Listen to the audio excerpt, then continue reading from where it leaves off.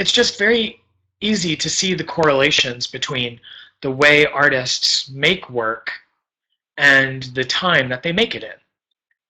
We don't have that same luxury when we're looking at contemporary work because we're kind of still in it, right? It's kind of like a forest from the trees.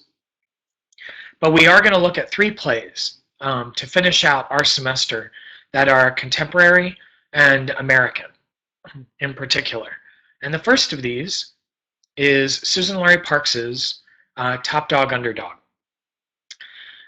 This play is a Pulitzer Prize winner from 2002, and it is known as one of the quintessential black plays in America. And that's an interesting moniker, a black play. What makes a play black? Is it the fact that the writer is, that identifies as African American? Is it that the characters are African American?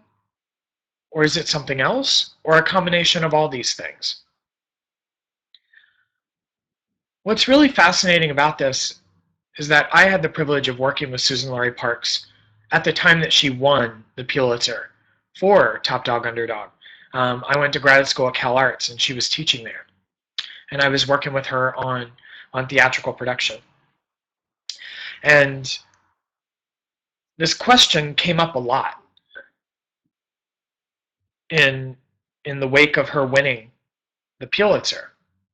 Like, oh, your play, this is a black play. What does that mean? She was always asked that. What does it mean to be a black writer in America at this time? And she responded much in the same way that her mentor did. Her mentor happened to be James Baldwin, who, if you all aren't familiar with James Baldwin, you should be. He might be one of the greatest writers and thinkers in American history. And when Baldwin was asked questions like that, for example, during a CBS interview, he was asked, and this is in the 60s, when they were thinking about having like a Black History Month. Baldwin's response to that was, how can you have a month? Because Black history is American history. They are the same. I think that Laurie Parks might be broaching her subject in the same way. When people would ask her, what is the black aesthetic in theater? She had a different answer every single time. And maybe rightfully so, but that's for us to determine. So soon after she won the Pulitzer, she wrote an article called The New Black Math, and it was published in Theater Journal in 2005.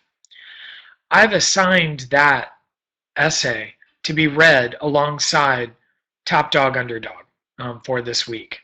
It's very important that you read both, because we're going to ask the question as well. What makes Top Dog, Underdog a black play? What does that mean?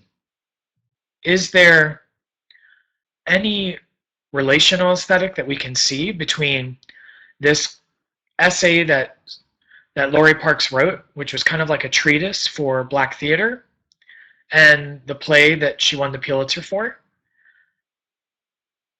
I think that Susan Laurie Parks would say that there is no absolute aesthetic distinction. And that instead of trying to find the answer, why not create a series of answers that are appropriate for the moment, and for the moment, and for the moment? But I would like you to find your own moment by reading both of these pieces. And for our discussion question, you're going to synthesize them. What are you seeing in this treatise that relates to the play, Top Dog, Underdog? Is it in the characters? Is it in the language? Is it in the scenario? Is it even in the way that Susan Laurie Parks gives stage notes? We have seen the format of several scripts over the course of our semester. Think about even the way Susan Laurie Parks formats this play. You might see some distinctions, something that is unique. What is she trying to say with that? All of these considerations are up for grabs. And so please enjoy reading both of these, and I can't wait to hear what you think. Take care, y'all.